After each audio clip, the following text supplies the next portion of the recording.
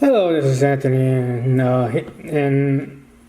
okay, I watch a lot of alien stuff, and there's some when I'm watching it, and some of the encounters when these people are with aliens, some of the encounters they mention the aliens floating. Now, why is that significant? I was watching somebody play video games, and she was using a character, and it's robotic, and it's all flying in the air and stuff like that. And it clicked to me. Even though it doesn't make sense, because it's like, how does that little fucking thing with the this character's metal all of a sudden click to this? But as I mentioned, one of my, I think it's Lost in Memory, the Eureka moment.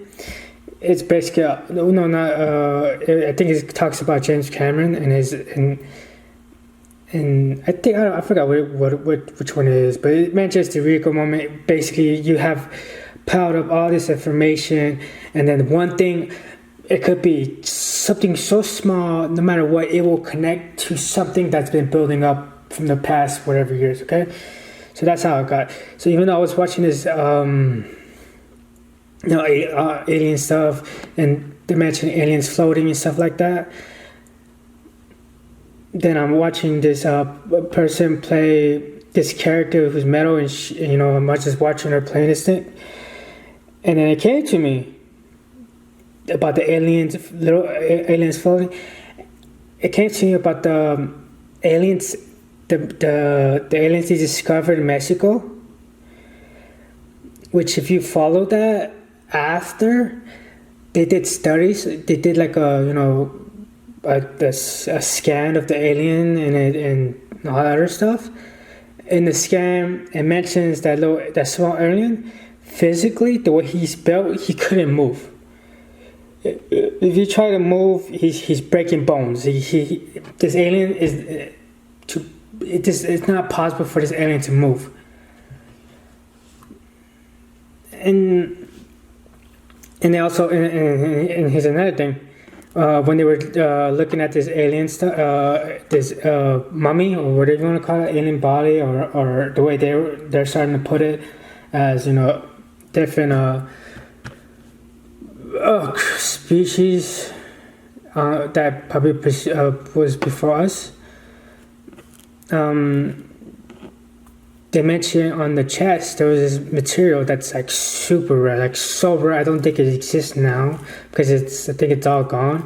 And if it is, it's like rare. But it mentioned how the way it's inside the body is like Iron Man. Like, if that the Iron Man circle, that's how it felt. That's it. That's how it looked.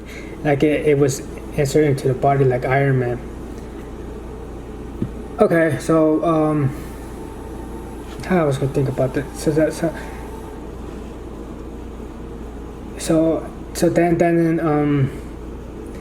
I'm thinking about that. Then I'm thinking about how this metal suit we call.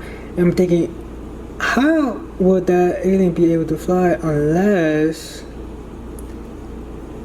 floats? Because we can't float no matter how much we wish we could fly, but we can't. And unless these aliens were using like the materials they use for the spaceship, which are able to defy gravity.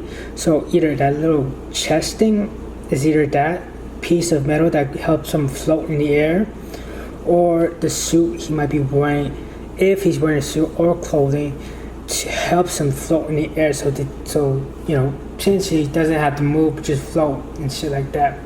So I think that's one way you could see how that alien, that mummy creature could be able to move around, is using the materials of a spaceship, either by the suit or by the little metal piece it has on it, on its body, that could be helping them float around, because physically, because when they were looking at the alien, they said there's no possible way it could move. The way it's structured, it would break. This alien would break. So I think that I was thinking about that. Now, like that could help. That could explain that a lot. And because I'm in all the alien things I've been recently watching, they kept there's some they said there's some encounters where they met aliens who float. And I'm thinking about that small alien. Now I'm like, maybe that small alien wasn't able to move. Maybe the small alien was in the spacesuit, or in like a little fucking like a little casing around it, and floating in that casing. It could be a lot of things.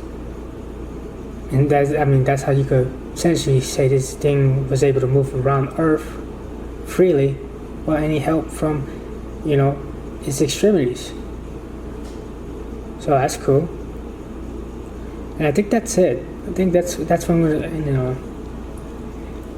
because I don't think there's much to say other than that Mexicans were able to move the way they are structured, but then kind of mentions all these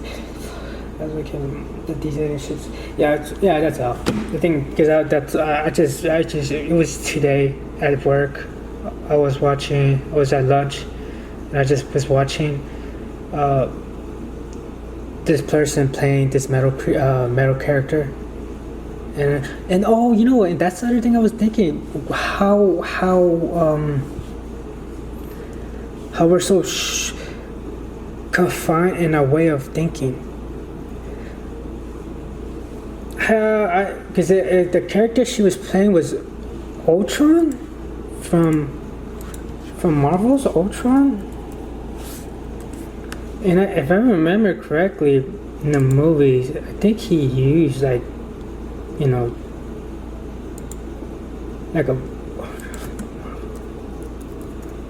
think he used fuck.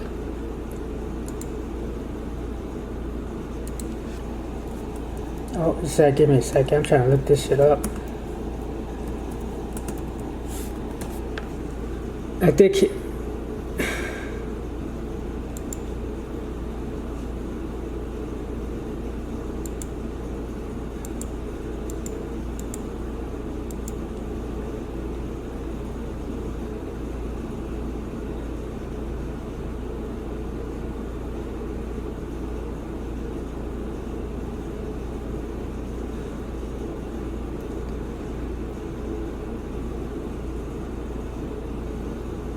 yeah, well, I'm seeing now the character, but there was a long pause, so I'm gonna probably cut that part off. It was just a pause on me trying to look at the video of him. But in the game, I'm not sure. I think in the movie too. I think either way, the way we're thinking about things, we are very closed in that.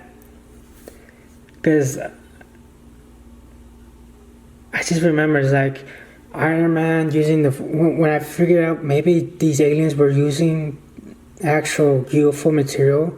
So the fact that you using jet like if you watch Iron Man, how he uses like these things to shoot him to move in directions or shit like that from his hands and feet.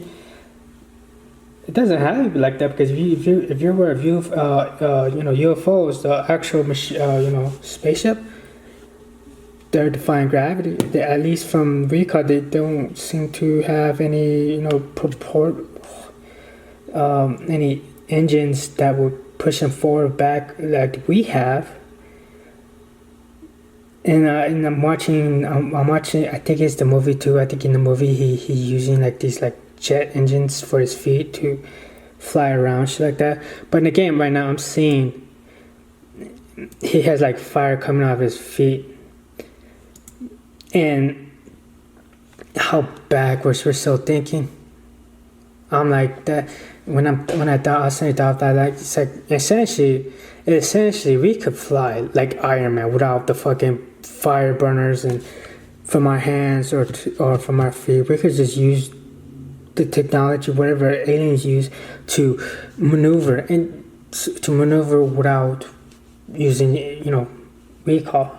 And think about that, how, because the Fifth Element. I remember watching the Fifth Element. Same shit. It would get, it's just backwards, which is how backwards. It's not bad. It's just more or less of a. You can't, when you're just stuck in, when you're unable to think beyond what we already know, you're stuck in that same pattern.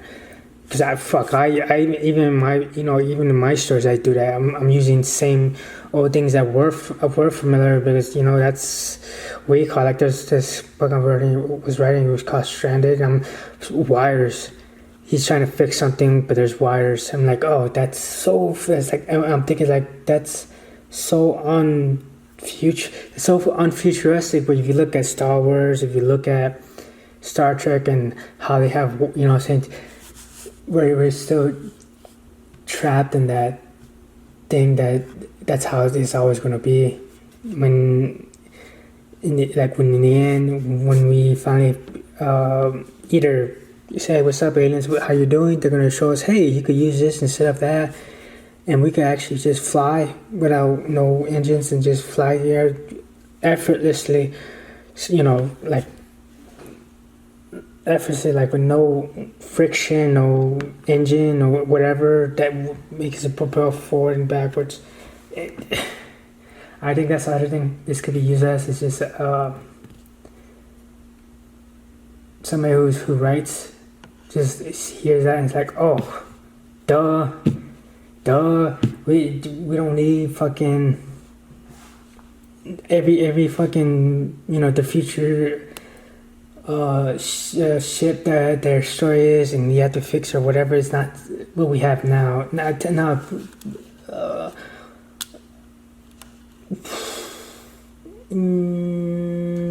Obviously if the story leads it, yes, recall, but if you really want to separate yourself, I think that's the thing you need to do now, is like stop thinking where we're at and start thinking beyond. And that's with the alien technology thing. I think